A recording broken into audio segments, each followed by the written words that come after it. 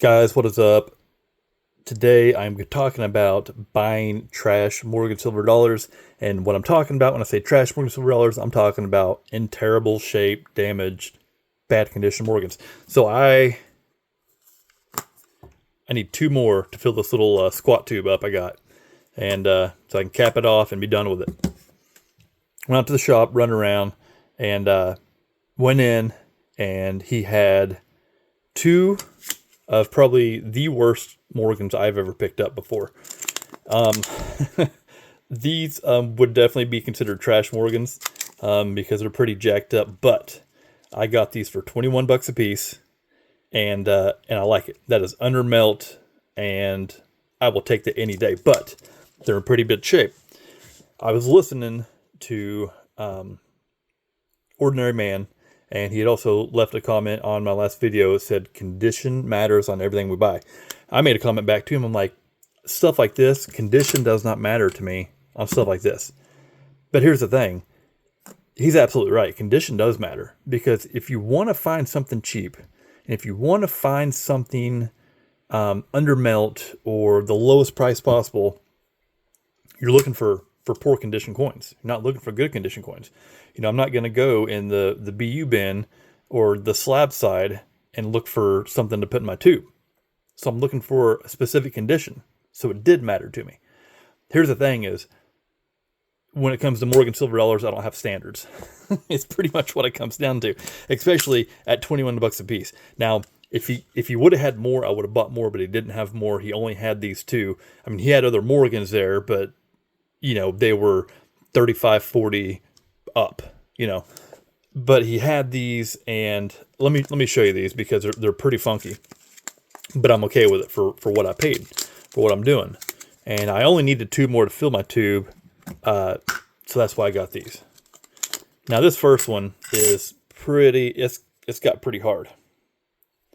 So we got a hard, by the date there, we have a hard ding there, and then at the top, see that flattened out spot? Hard ding there as well. And I'm not really sure what would have caused that, but that's pretty interesting.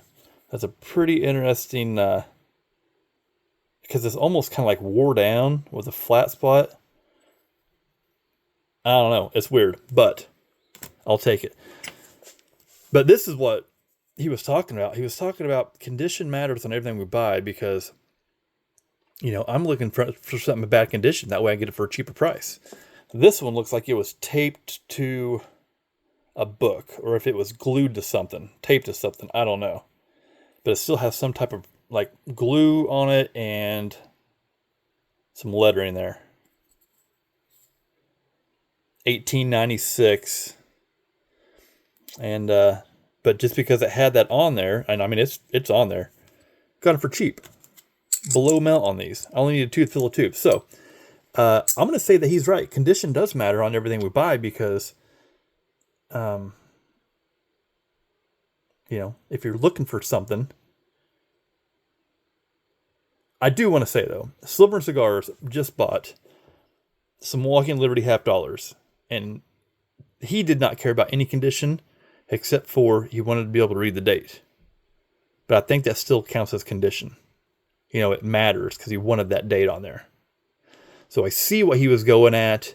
But like I said, I don't have standards when it comes to Morgans. So really, condition doesn't matter again.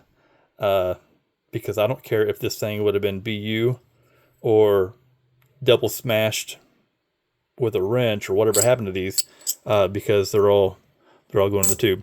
Got another tube filled up, guys. What else did I get? I did pick up one more thing when I was there. Pretty stoked about that. I picked up this 1934 half crown. This is from New Zealand. These things are 50% silver.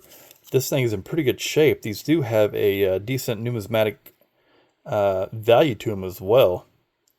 Melt value, not a whole lot. It's like $6 or $7 maybe. This one was in pretty good shape, I thought, so I went ahead and grabbed it, and it is going into my foreign book that I'm working on. So anytime I go out and I'm looking at stuff, I'm still kind of keeping an eye out. I gave $10 for this.